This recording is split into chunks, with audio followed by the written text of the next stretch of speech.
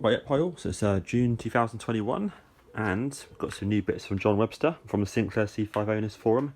So as you can see here, we've got another rear disc brake kit, which is most of these bits and pieces here, including the excellent machined spacer, which is absolutely superb. One of the key parts of the kit, and obviously this lovely bracket as well, which I've basically sprayed today in gloss black and obviously lacquered as well, so that's looking nice, so that's cool. And the next bit as well, I've also got the new front disc hub, which is pretty sweet. So the old one was made out of polycarbon, which is like super strong, and so yeah, this is the new one here, which is machined out of a block of aluminium. Absolutely amazing. And I will say aluminium. I assume it's aluminium. It's light, but not ridiculously light. You know, it's got a weight, still got a weight to it, but it doesn't feel like a solid steel. But yeah, look at that. Really nice. So the plan of all this is this Sinclair here. So this Sinclair has already got John's kit on the front, which is lovely. And actually, I fitted the hubcap to it recently as well. That's nice. Obviously, as you can see here, we've got the mirrors, indicators, white boot model, and this one here is a February 85 twin battery model. It's also fitted with a Sam Rowell 3D printed planetary gears as well, so it's absolutely sweet. Standard distance, that's a standard original brake on the back. So yeah, the plan is simply just to swap over the poly carbon for this one here, just so I can try it out and see how good it is. I'm sure it'll be epic, but obviously check fitment, check quality, compare it against the other one, etc. So that's the plan for that. So that should be quite simple, and yeah, and then fit the rear disc brake kit to this. Right, that's pretty cool. So yeah, it took literally 2 minutes, as you see there, just to get the front wheel off. Super easy, and obviously with the screwdriver, 30 seconds maximum to get all the screws off. Perfect. So here's the old one, and there's absolutely nothing wrong with this design. It's quality, but the part what John's trying to do on this next part is stop the need for having spacers on it. So yeah, you have the spacers in there, so when the original sets on it, you know, obviously it adds support here and adds additional support in the middle here, plus a bit of support on top of these little spokes. With Mk2, you don't need the spacers anymore, which is quite handy actually. Obviously it looks nice as well, being a metal, but look, that fits as expected, top quality. Yep, and then you can just put that baby straight on. So what I'll do now is I'll just line it up quickly and literally just use electric screwdriver and put it on. Right, let me stick it on and see how it fits. Right, that was obviously incredibly easy. So yeah, just literally put the screw straight back through. Rest the nut in place, tighten up, nice and easy. Put all the nuts on, and then just give it a quick tighten down to the same torque on the electric screwdriver. So you don't need to go stupid tight. But yeah, that's gone on absolutely great, and it looks absolutely dead flat. It's really nice. So yeah, that's cool. So I'm gonna put this baby back on the C5 now and see if it lines up. Cool. Right, that's on. And again, I haven't had to adjust anything yet, so I'd literally just put the wheel straight back on again, put it on the ground, tightened up the nuts. This particular one here, I actually used 17mm on this particular one. Stainless steel, because that's all I had in stock. But yeah, it went on absolutely fine. So hopefully you can see that for this sort of angle. Cool, nice, that's nice, yeah. Really nice. So honestly, that took me about 5 minutes altogether. It did. So yeah, really pleased with that. Cool. Right, and so now I'm gonna leave the hubcap off whilst I test it, because that way if I need to do any adjustments onto this I can. I shouldn't think I'd need to. I'd imagine this is probably the same sort of thickness and spec as the polycarbon one. So I'd imagine I'm probably just done and ready to go. So I'm now gonna take the rear off and put John's rear kit on. Cool, nice one. Yeah, by also next stage, really easy. So we need something like a Dremel with a sanding piece on it. and boom, you can see the dust in there. So just right there used to be a part number, that's all, and it takes about 20 seconds maximum with that tool to do it. Or you can rub it down if you haven't got a tool, but really easy, just get rid of that. There we go, cool. And once you get rid of that, that then allows this to then sit flush inside there. So what I'm going to do is I'm going to just clean out the dust first, and then just push it in, and then that'll be nice and flat. The stage prior to that is this is the actual wheel that came off that particular C5. Whoops. And as you can see, this has got a really nice condition hub on it. They're pushed on.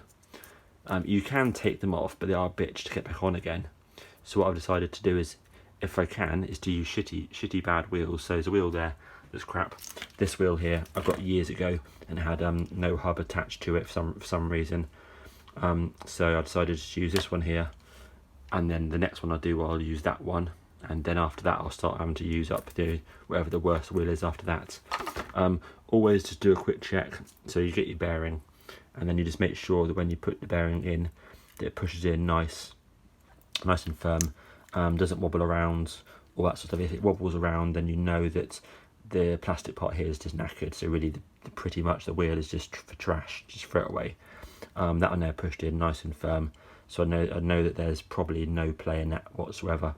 So yeah, all looking good. So I'm going to say clean out now, push this down, and then get the disc, and then mount the disc on it. Cool. Otherwise, all looking really good. So all you do is you just flip this piece here around, you remove the old parts, which are here, bolt your bracket on. I suggest you paint it, you know. It comes in sort of primed, so definitely paint it. Yeah, bolt on with the two bolts there, and yeah, we're good to go. Right, cool. Right, this is the part here that you actually want to be careful of. This is the only bit really that's marginally sort of difficult. So it's just getting these holes lined up. So what you do is you remove the that 6-bolt bracket from the disc, and then when you put it in place on top of this black bit of plastic of the wheel, it wobbles slightly. So all you need is something like a bit of thick sandpaper, such as this, just to put in the hole, to make that spacer sit nice and evenly and not wobble about.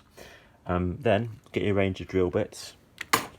So you only need just a small one. Not sure what size it is there, 2mm probably, and possibly a 4mm possibly. So yeah, once it's there, line it up, line the holes up. So you want the first hole here just right in the middle here, and obviously this one here will naturally be in the middle there. And then put a pilot hole through there, and then you can then take the bracket off and then use the potential 4mm one to make the holes bigger. And once that's in place, you can then put the bracket back on again and put in 2 of the screws that John supplies, or the bolts that John supplies with this, to hold it in place. Now it's held in place, you can obviously remove that, and then you can drill out the 4 pilot holes here, take it off again, drill out the 4mm, and then you know that that's pretty much, you know, accurate and sort of spot on where it should be. So that's cool. Yeah, and so the spacers in there, I just cleaned up the wheel as well. So yeah, let me crack on with that now. Excellent. So that's your tips there, useful tips. Cool. Yeah, pile. So just got back from the first test run. Really nice. Went out for about half an hour. Lovely. Yeah, really good. So just had to adjust the front brake cable ever so slightly on that one. Just did that on the fly, out on the run, and the back end was spot on. Didn't need adjusting. It felt really good. So both ends you can lock them if you want to by squeezing, you know, slightly hard. Otherwise they're really progressive, good quality brakes. So the front one, just to re-clarify, it's the Mk2 John Webster version. So all this is, it's basically, it does exactly the same thing, just means you don't have to use the 25mm spacers on here. And so yeah, that's literally the benefit of having this one, just reduces that aspect. Really nice. So you're spot on, super easy to fit, same as the last one. No dramas, lovely. And then move around to the back. Got John's kit that he's developed, you know, just a few months ago, I guess. Rear brake, as you see, I left the hubcap off so I could do any fine adjustments, checking, make sure it was all straight and true, all that sort of stuff. It's really nice. So I'm going to put the hubcap on later on this, and then consider that to be done. Didn't need to do any further adjustment, and I say it's just good. It's really, really nice. Some little tips. What I did in the back here is they provide you with some fixed spacers, and also some fin washers as well. So you have to use a sort of combination of items to get the caliper in the correct place. So what you do is you bolt the caliper on first, not super tight, just put it on normal. We're using the 2 thick black spacers, and then you obviously spin the wheel, have the C5 and axle stands are off the ground, spin the wheel, see how it rubs, and then you look in from under this angle here, and then you can obviously see the 2 pads. Then you can squeeze it, and then you can basically see where the disc is rubbing in relation to the left or the right hand side pad, and then adjust accordingly. So obviously if you need to move the caliper, over this way, for example, you need to reduce the thickness of the spacers here. So for me, I took out the 2 thick black spacers and put in 2 thin black spacers plus 2 of the silver washers on there, and then that made it absolutely spot on. And then of course you then adjust the cable here so that the left hand side shoe is obviously pretty close to the right hand side shoe, and then you really just need to fine tune it and all that sort of stuff. I put the cable this way here. I did have the cable sort of through here, but it was sort of rubbing a little bit on here, so I thought, you know what, just bend it around here, it doesn't really matter. Here's fine, so I'm not going to touch anything. Job done. Yeah, cable tie the cable itself just around the chassis here, and a little bit more at the back just to keep it in situ. Otherwise all good. Yeah, then squeeze the brakes. Then really just take it out on the drive. Take it out and drive it. Obviously you don't want it to, when you squeeze it, you don't want it to squeeze, all the way in there. Just this sort of distance is fine. Yeah, and obviously the handbrake still works. It's all spot on. So yeah, absolutely lovely. So yeah, thank you, John, for developing this kit, and yeah, much appreciated. Thank you. Cheers. So it makes the C5 much more of a pleasure to drive.